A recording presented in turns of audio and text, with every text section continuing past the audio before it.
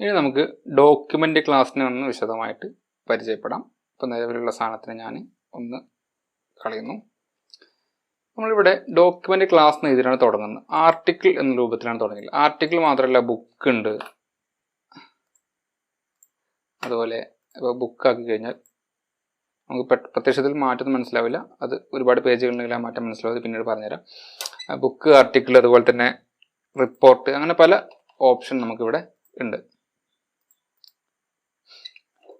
അപ്പോൾ എന്താണ് document class എന്ന് നോക്കാം. അപ്പോൾ ഒരു ഡോക്യുമെന്റ് ക്ലാസ് എന്ന് പറയുന്നത് ഒരു ടൈപ്പ് സാധനം, ഏതൊക്കെ ടൈപ്പ് ആയിരിക്കും. ഉദാഹരണത്തിന് ബുക്ക് ആകുമ്പോൾ രണ്ട് സൈഡിലും പ്രിന്റ് വരണം.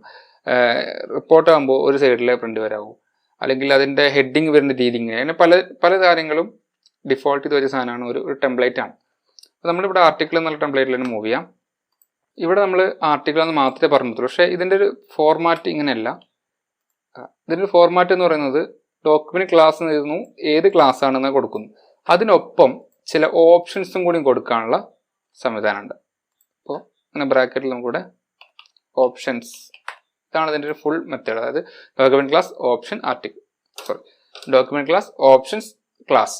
ഇവിടെ ക്ലാസ് എന്ന് പറയുന്നത് നേരത്തെ പറഞ്ഞ ആർട്ടിക്കിൾ, റിപ്പോർട്ട്, ബുക്ക്, അങ്ങനെ ഏതും ആവാം.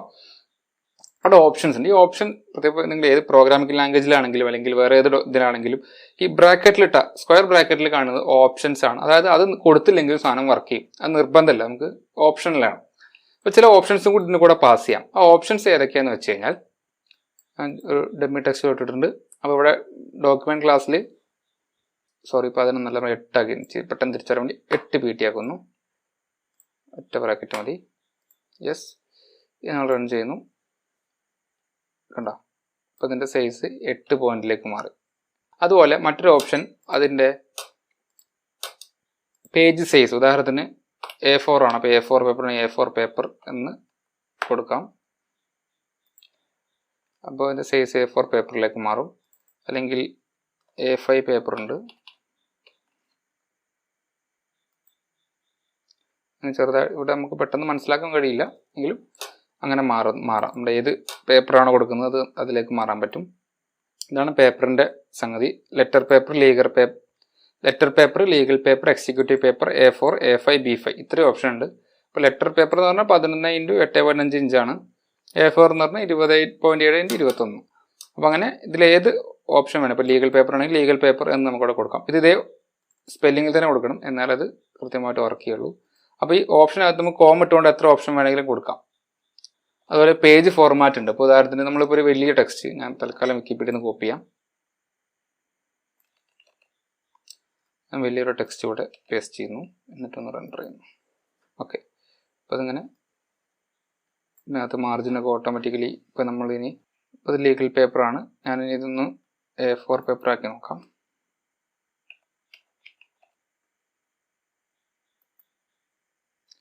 അപ്പോൾ ആ മാർജിനിലൊക്കെ വന്ന വ്യത്യാസങ്ങൾ ശ്രദ്ധിച്ചിട്ടുണ്ടാവും.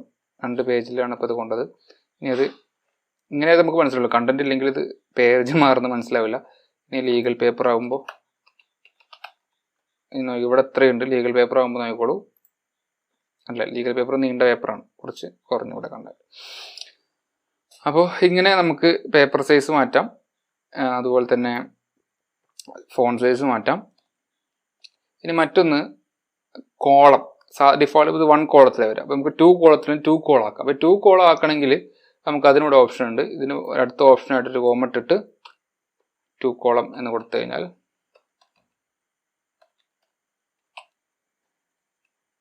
എന്ന് കൊടുത്താൽ 2 കോളമായിട്ട് വരും. കണ്ടോ, അപ്പോൾ 2 കോളമായിട്ടാണ് നമുക്കിവിടെ കണ്ടന്റ് കാണുന്നത്. 2 കോളമായിട്ട് വരണമെങ്കിൽ 2 കോളം എന്ന് ഇവിടെ അഡീഷണലി കൊടുത്താൽ മതി. അപ്പോൾ ഡോക്യുമെന്റ് ക്ലാസ് എന്ന് എഴുതുന്നു. ഡോക്യുമെന്റ് ക്ലാസിന്റെ ബ്രാക്കറ്റിൽ നമുക്ക് ചില ഓപ്ഷൻസ് കൊടുക്കാം. ഓപ്ഷൻസ് കൊടുത്തില്ലെങ്കിലും കുഴപ്പമില്ല, ഡിഫോൾട്ട് ആയിട്ട് എടുത്തോളും. അപ്പോൾ ഉദാഹരണം നമ്മൾ ഓപ്ഷൻ ഒന്നും കൊടുത്തില്ലെങ്കിൽ ഇവിടെ 12 പോയിന്റ് കൊടുത്ത് 12 പോയിന്റിൽ വന്നു. നമ്മളത് 15 പോയിന്റ് ആയി 15 പോയിന്റ് ആവും. നമ്മളൊന്നും കൊടുത്തില്ലെങ്കിൽ ഡിഫോൾട്ട് 10 പോയിന്റ് എടുക്കും. ലെറ്റർ പേപ്പറാണ് ഡിഫോൾട്ട് ആയിട്ട്. നിങ്ങളൊന്നും കൊടുത്തില്ലെങ്കിൽ ലെറ്റർ പേപ്പറിലാണ് എടുക്കുക. നിങ്ങൾക്ക് A4-ലാക്കണമെങ്കിൽ A4 പേപ്പർ എന്ന് സ്പെസിഫൈ ചെയ്ത് കൊടുക്കണം. 2 കോളത്തിന് ഒരു 1 കോളമാണ് ഡിഫോൾട്ട് എടുക്കുക. അപ്പോൾ ഇവിടെ വേണമെങ്കിൽ നമുക്ക് 1 കോളം എന്ന് കൊടുക്കാം. 1 കോളം എന്ന് കൊടുത്തു കഴിഞ്ഞാൽ അത് 1 കോളത്തിൽ വരും. പക്ഷെ നിങ്ങൾ കൊടുത്തില്ലെങ്കിൽ ഇത് 1 കോളത്തിലാണ് വരിക. അപ്പോൾ ഡിഫോൾട്ട് അല്ലാത്തത് നിങ്ങൾക്ക് മാറ്റണമെങ്കിൽ നിങ്ങൾക്ക് ഓപ്ഷനിൽ മാറ്റി കൊടുക്കാം. അതുപോലെ വേറൊരു ഓപ്ഷൻ ഉണ്ട്, 1 സൈഡ് 2 സൈഡ് എന്നൊരു ഓപ്ഷൻ ഉണ്ട്. 1 സൈഡ് എന്ന് കൊടുത്തു കഴിഞ്ഞാൽ ഒരു സൈഡിൽ മാത്രമേ പ്രിന്റ് ഉള്ളൂ, അപ്പുറത്തെ സൈഡിൽ പ്രിന്റ് ഇല്ല. അങ്ങനെ ഒരുപാട് ഓപ്ഷൻസ് ഉണ്ട്. അപ്പോൾ അത് പ്രിൻ്റ് വരുമ്പോൾ സമയത്ത് മറ്റേ സൈഡിൽ പ്രിൻ്റ് ചെയ്യാതെ വരും. ആർട്ടിക്കിളിനും റിപ്പോർട്ടിനും അതുപോലെ ലെറ്ററിനൊക്കെ 1 സൈഡാണ് ഡിഫോൾട്ടായിട്ട് എടുക്കുക. അതുപോലെ ബുക്കിന് 2 സൈഡാണ് എടുക്കുക. അതൊക്കെ ഓൾറെഡി ഡിഫോൾട്ട് ആയിട്ടുള്ള സാധനം സെറ്റ് ചെയ്യാം. നമുക്ക് ഡിഫോൾട്ടിനൊക്കെ ഓവർറൈഡ് ചെയ്യാം. ഈ പറഞ്ഞ ഓപ്ഷൻസിൽ നമുക്ക് എന്ത് വേണമെങ്കിലും ഓവർറൈഡ് ചെയ്യാം. പക്ഷെ നമ്മൾ ഡിഫോൾട്ടായിട്ട് എടുക്കുന്ന സമയത്ത് ബുക്ക് 2 സൈഡായിരിക്കും വരിക. 1 സൈഡ് എന്ന് പറയുന്നത് ഈ പറയുന്ന ലെറ്ററിലും അതുപോലെ തന്നെ റിപ്പോർട്ട് ആർട്ടിക്കിളൊക്കെ 1 സൈഡാണ് ഡിഫോൾട്ടായിട്ട് വരിക. അടുത്തത് പേജ് നമ്പറിംഗ് ആണ്. ഇപ്പം നിങ്ങൾക്കൊരു പേജ് നമ്പറിംഗ് ഇവിടെ വന്നിട്ടുണ്ട് ഓട്ടോമാറ്റിക്കലി. അത് ഈ ആർട്ടിക്കിളിൻ്റെ നിന്ന് ഓട്ടോമാറ്റിക്കലി വരുന്നതാണ്. പേജ് നമ്പർ ഇവിടെ വന്നിട്ടുണ്ട്. എനിക്കത് സ്പെസിഫൈ ചെയ്ത് കൊടുക്കാം. അതിന് പേജ് നമ്പറിംഗ് എന്ന് പറയുന്ന നമ്മൾ ഇതിൽ ഓട്ടോമാറ്റിക്കലി അടിച്ചാൽ വന്നോളും. ആണല്ലേ, പേജ് നമ്പറിംഗ് ബ്രാക്കറ്റിൽ നം സ്റ്റൈൽ എന്ന് തോന്നുന്നു. ഈ നം സ്റ്റൈൽ എന്ന് പറയുന്നത് ഏത് സ്റ്റൈലാണെന്നുള്ളതാണ്. സ്റ്റൈൽ കുറച്ചെണ്ണുണ്ട്, നമുക്കിവിടെ നോക്കാം. അറബിക്, റോമൻ, ആൽഫ് ഇത്രയാണ്. അത് അറബിക് എന്ന് വെച്ച് കഴിഞ്ഞാൽ സാധാരണ ഇൻഡോ അറബിക് റോമൻ നമ്പേഴ്സാണ്. റോമൻ ടൈപ്പ് ഉണ്ട്, റോമൻ തന്നെ അപ്പർ കേസ് റോമൻ ടൈപ്പ് ഉണ്ട്. പിന്നെ ഇംഗ്ലീഷ് ലെറ്റർ ABCD, അതാണ് ആൽഫ്. അപ്പോൾ സ്മോൾ ലെറ്റർ ആൽഫ് എന്ന് അടിച്ചു കഴിഞ്ഞാൽ സ്മോൾ ലെറ്റർ ABCD എന്ന് പേജ് നമ്പർ വരും. ക്യാപിറ്റൽ ആൽഫ് എന്ന് അടിച്ചാൽ ക്യാപിറ്റൽ ABCD എന്ന് നമ്പർ വരും. അപ്പോൾ നമുക്ക് ഓരോന്നിട്ട് നോക്കാം. അറബിക്കാണ് ഡിഫോൾട്ട് ആയിട്ടുണ്ടാവും. അപ്പോൾ നമുക്ക് റോമനിലേക്ക് സ്വിച്ച് ചെയ്ത് നോക്കാം. അവിടെ ഞാൻ റോമൻ എന്ന് ടൈപ്പ് ചെയ്യുന്നു. എന്നിട്ട് കൊടുത്തു കഴിഞ്ഞാൽ ഇവിടെ ഉണ്ട് I എന്ന രീതിയിൽ 2 ഈ ടൈപ്പ് നമുക്ക് സൂം ചെയ്യാം. പേജ് നമ്പർ ഈ ടൈപ്പായിട്ട് മാറി. ഇനി അത് ക്യാപിറ്റലിലേക്ക് മാറ്റണമെങ്കിൽ ഈ ക്യാപിറ്റൽ റോമൻ അടിച്ചാൽ മതി. അപ്പോൾ നമുക്ക് ക്യാപിറ്റലിലേക്ക് മാറുന്നത് കാണാം. ഇനി ALPH എന്ന് കൊടുക്കുകയാണെങ്കിൽ ആൽഫബറ്റിക്കിലാണ് വരിക. അപ്പോൾ നമുക്ക് ABCD എന്നുള്ള ക്രമത്തിലാണ് പേജ് നമ്പർ പോവുക. ഓക്കെ, നിങ്ങൾ ഡോക്യുമെന്റ് നോക്കുമ്പോൾ ഇങ്ങനെ ആവില്ല. നമ്മൾ ഡോക്യുമെന്റ് സ്റ്റാർട്ട് ചെയ്യല്ലേ. ഇപ്പോൾ ഒരു ലെറ്ററോ ഒരു റിപ്പോർട്ടോ ആർട്ടിക്കിളൊക്കെ ഹെഡിങ് ഉണ്ടാവും, മെയിൻ ടൈറ്റിൽ ഉണ്ടാവും, ഓദർ ഉണ്ടാവും, ഡേറ്റ്, അങ്ങനെ കുറേ സാധനങ്ങളുണ്ടാവും. അപ്പോൾ ഈ ഡോക്യുമെന്റിൻ്റെ ഒരു ഫോർമാറ്റ് ഉണ്ട്, അല്ലെങ്കിൽ ഒരു സെക്ഷൻസ് ഉണ്ട്. അപ്പോൾ ഈ കാര്യങ്ങളാണ് നമ്മൾ നോക്കാൻ പോകുന്നത്. പാർട്സ് ഓഫ് ഡോക്യുമെന്റ്, ഡോക്യുമെന്റിന്റെ ഓരോ ഭാഗങ്ങളെ കുറിച്ച് നമുക്ക് നോക്കാം. അതായത് ടൈറ്റിൽ എന്നുള്ള രീതിയിലാണ് ടൈറ്റിൽ കൊടുക്കേണ്ടത്. ഇവിടെ എന്താണ് നമ്മുടെ പേര്, മൈ ലാറ്റക്സ് ട്യൂട്ടോറിയൽ ഞാൻ ഹെഡിങ് കൊടുക്കുന്നു. ഓദർ ആരാണെന്നതിൻ്റെ ഓദർ എന്നുള്ള പേര് നമ്മൾ കൊടുക്കുന്നു. നോം തന്നെയാണ് ഓദർ. ഡേറ്റ് എന്നുള്ളത് ഇവിടെ ഡേറ്റ് സെപ്റ്റംബർ, എത്ര ഡേറ്റ് എനിക്ക് തന്നെ അറിയാൻ പാടില്ല, 9 സെപ്റ്റംബർ 9 എന്നൊക്കെ വേണമെങ്കിൽ കൊടുക്കാം. ടുഡേ എന്ന് എഴുതാണ്, ഇന്ന ഡേറ്റ് അവിടെ പ്രിന്റ് ചെയ്യും. ഇത് മാത്രം എഴുതിയാൽ പോരാ, ഇതിന് ശേഷം നമ്മൾ മേക്ക് ടൈറ്റിൽ എന്നും കൂടി കൊടുത്താൽ ഇത് പ്രിൻ്റ് ആയിട്ട് വരുള്ളൂ. അപ്പം മേക്ക് ടൈറ്റിൽ കൊടുക്കാം, പ്രിന്റ് ചെയ്യാം. അവിടെ ഓട്ടോമാറ്റിക്കലി ലാറ്റക്സ് ട്യൂട്ടോറിയൽ എന്നുള്ള ഹെഡിങ് വന്നു, ഓദറുടെ പേര് വന്നു, ഡേറ്റ് അവിടെ വന്നു. ഇങ്ങനെയാണ് ഇതിലെ ടൈറ്റിലും കാര്യങ്ങളും. അപ്പോൾ ടൈറ്റിലിൻ്റെ കാര്യം എത്രയാണ് നമ്മൾ എവിടെയാണോ എത്രയാണോ ഒന്നും പറഞ്ഞിട്ടില്ല, ഓട്ടോമാറ്റിക്കലി അത് സെൻട്രലായിട്ട്. അപ്പോൾ ഇതിൻ്റെ ഒരു മെത്തേഡ് അങ്ങനെയാണ്. ആർട്ടിക്കിൾ എന്നൊക്കെ കൊടുക്കുമ്പോൾ ഓട്ടോമാറ്റിക്കലി വരുന്നതാണ്. ഇനി ബുക്ക് എന്ന് കൊടുത്താലുള്ള വ്യത്യാസം നിങ്ങൾക്ക് കാണിച്ചു തരാം. ഞാൻ ബുക്ക് നാക്കുന്നു, റെൻഡർ ചെയ്യുന്നു. എന്തായി, അത് ഫസ്റ്റ് പേജിൽ. കാരണം നമ്മൾ ബുക്കിൻ്റെ ഹെഡിങ് ഒക്കെ ഒരു പേജിലുണ്ടാവുക, അപ്പുറത്തെ പേജിലാണ് കണ്ടന്റ് സ്റ്റാർട്ട് ചെയ്യുക. അപ്പോൾ ഇതൊന്നും നമ്മൾ മുൻകൂട്ടി തീരുമാനിക്കേണ്ട. അത് ഇപ്പോൾ ഉദാഹരണം നിങ്ങൾ സാധനം എഴുതിയിട്ട് ഒരു ആർട്ടിക്കിൾ ഉണ്ടാക്കി ബുക്കായി കൺവേർട്ട് ചെയ്യുമ്പോൾ ഒരു പണിയില്ല, ആർട്ടിക്കിളിലേക്ക് ബുക്കായി കൊടുത്താൽ മതി, ബാക്കി ലാറ്റക്സ് കണ്ടന്റ് ചെയ്യും. അപ്പോൾ അതാണ് ഇതിൻ്റെ ഒരു പ്രത്യേകത. ഓക്കെ, ഇപ്പോൾ അതായത് ഇതിൽ ഒരുപാട് കാര്യങ്ങൾ പ്രീ ഡിഫൈൻ ആയിട്ട് വെച്ചിട്ടുണ്ടെന്ന് അർത്ഥം. ഞാൻ തിരിച്ച് ആർട്ടിക്കിളിലേക്ക് തന്നെ പോകാം. ഇത് കണ്ടുകൊണ്ട് ചെയ്യുമ്പോൾ, അല്ലെങ്കിൽ ഇത് എന്താ ബുക്ക് ഉണ്ട് ആർട്ടിക്കിൾ ഉണ്ടെന്ന് പറഞ്ഞു പോകുമ്പോൾ ചിലപ്പോൾ മനസ്സിലായിക്കോണം. ഇതിങ്ങനെ ഫലത്തിൽ കാണുമ്പോഴാണ് നമുക്ക് പെട്ടെന്ന് ക്യാച്ച് ചെയ്യാൻ പറ്റും.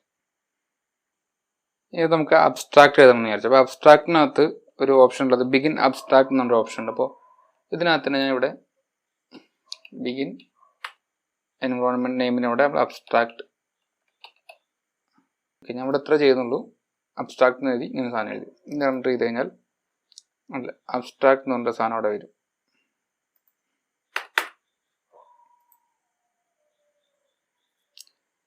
ഇനി നമുക്കിതിൻ്റെ അപ്പോൾ നമ്മൾ ടൈറ്റിൽ കൊടുത്തു. ഇനിയിപ്പോൾ ഒരു ഡോക്യുമെന്റ് അങ്ങനെ പരന്നൊഴുകില്ല. അപ്പോൾ അതിന് ടൈറ്റിൽ ഉണ്ടാവും, സബ് ഹെഡ് ഉണ്ടാവും, സബ് ഹെഡിങ് ഉണ്ടാവും, അങ്ങനത്തെ കുറേ കാര്യങ്ങളുണ്ട്. നമുക്ക് chapter, section, sub section, paragraph, sub paragraph, ഇങ്ങനെയൊക്കെ ഓപ്ഷൻ ഉണ്ട്. അപ്പോൾ ചാപ്റ്റർ ഉണ്ടാവും, ചാപ്റ്ററിന് സെക്ഷൻ ആയിട്ട് തിരിച്ചിട്ടുണ്ടാവും, ആ സെക്ഷൻ സബ് സെക്ഷൻ ആക്കി ഉണ്ടാവും, അതിന് സബ് സെക്ഷൻ ആക്കി ഉണ്ടാവും, പാരഗ്രാഫ്, സബ് പാരഗ്രാഫ് ഒക്കെ ആക്കി തിരിച്ചിട്ടുണ്ടാവും.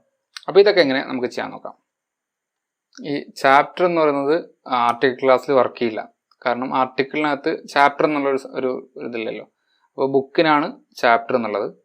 ബാക്കി ഈ ചാപ്റ്റർ ഒഴികെയുള്ള ബാക്കി കാര്യങ്ങളൊക്കെ ആണ് എന്തിൽ വർക്ക് ചെയ്യുള്ളൂ, ആർട്ടിക്കിൾ വർക്ക്. അപ്പോൾ ഞാനത് ബുക്കിലേക്ക് മാറ്റിയിട്ടുണ്ട്. അപ്പോൾ ചാപ്റ്റർ എന്ന് പറഞ്ഞാൽ 1 ഓഫ് ദ ഹെഡിങ് കൊടുത്തപ്പോൾ ഈ അത് വരെയുള്ളതൊക്കെ എന്തായി. ഇനിയിപ്പോൾ ഞാനിപ്പോൾ തൽക്കാലം ഈ ചാപ്റ്റർ എന്നുള്ള ഇവിടെ കോപ്പി ചെയ്യുന്നു. ഇവിടെ കഴിഞ്ഞിട്ട് ഇവിടെ ഒരു എൻ്റർ അടിക്കുന്നു.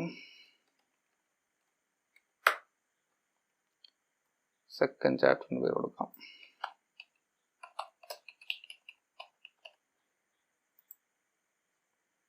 അപ്പോൾ ചാപ്റ്റർ 1 ഓരോടത്ത് വന്നു. അടുത്ത പേജിലെ ചാപ്റ്റർ 2 തുടങ്ങുന്നു. ഇതൊക്കെ ഞാൻ പറഞ്ഞില്ല, അതൊരു ബുക്ക് എന്നുള്ള ഇതിൻ്റെ പ്രത്യേകതയാണ്. അപ്പോൾ ചാപ്റ്റർ എന്നുള്ളത് ഇങ്ങനെ നമുക്ക് സ്റ്റാർട്ട് ചെയ്യാം, ചാപ്റ്ററായിട്ട് സ്റ്റാർട്ട് ചെയ്യാം. ഇനി ചാപ്റ്റർ കഴിഞ്ഞാൽ സെക്ഷനാണ്.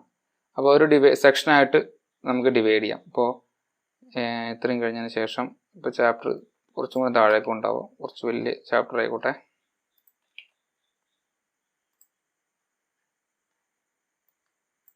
ചാപ്റ്റർ 1 ഓൾറെഡി ഹെഡർ ഇവിടെ വന്നു കഴിഞ്ഞു. ചാപ്റ്റർ 1ൻ്റെ ഹെഡർ ഇവിടെ ഓട്ടോമാറ്റിക്കലി വന്നു. ഇവിടെ ചാപ്റ്റർ 2 തുടങ്ങി. ചാപ്റ്റർ 2ൻ്റെ ഹെഡിങ് ഇവിടെ ഹെഡറായിട്ട് ഓൾറെഡി വന്നു കഴിഞ്ഞു. ഫോട്ടറായിട്ട് ഇവിടെ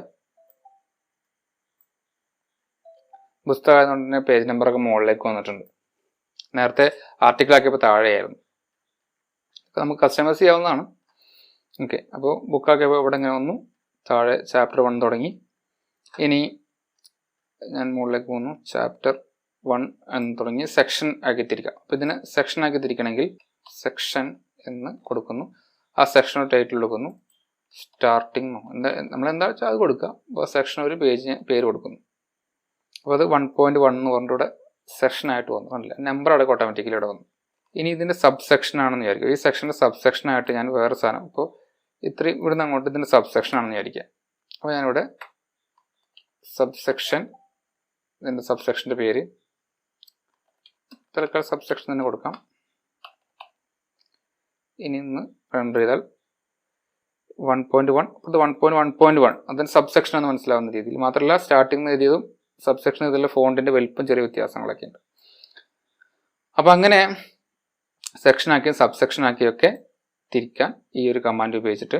ഇനി ഇതിന് അടുത്തൊരു സെക്ഷൻ ഉണ്ടെങ്കിലോ, അപ്പോൾ നമുക്ക് സബ് സെക്ഷൻ കൊടുക്കാം. അപ്പോൾ അത് നമുക്ക് കൊടുത്തു നോക്കാം. സബ് സെക്ഷൻ എന്ന് പറയുന്നത് അതൊന്ന് റെൻഡർ ചെയ്യാം.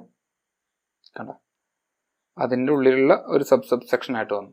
അപ്പോൾ ഇങ്ങനെ സെക്ഷൻ, സബ് സെക്ഷൻ ഒക്കെ ആയിട്ട് നമുക്ക് ചാപ്റ്റർ ഉണ്ട്, ചാപ്റ്ററിൻ്റെ സെക്ഷൻ ഉണ്ട്, സബ് സെക്ഷൻ ഒക്കെ ആയിട്ട് നമുക്കിതിനെ വേർതിരിക്കാം.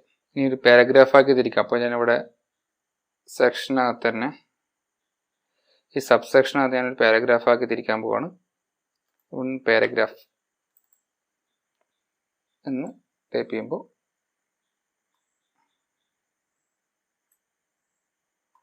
ഈ നോട്ട് എന്നാൽ പാരഗ്രാഫ് എന്ന് എടുത്ത് കാണിക്കാൻ വേണ്ടി, അല്ലെങ്കിൽ എന്തായാലും കൊടുക്കാണ്ട് വേണമെങ്കിൽ ഇരിക്കാം. പാരഗ്രാഫ് മാത്രം കൊടുത്താൽ അവിടെ പാരഗ്രാഫായിട്ട് വരും. ഈ ബെറ്ററിങ് മുതൽ പുതിയ പാരഗ്രാഫായിട്ട് വന്നു. അപ്പം അങ്ങനെ പാരഗ്രാഫാക്കി തിരിക്കാൻ നമുക്ക് എന്ത് ചെയ്യാം, /പാരഗ്രാഫ് എന്നുള്ള സാധനം ഉപയോഗിക്കാം.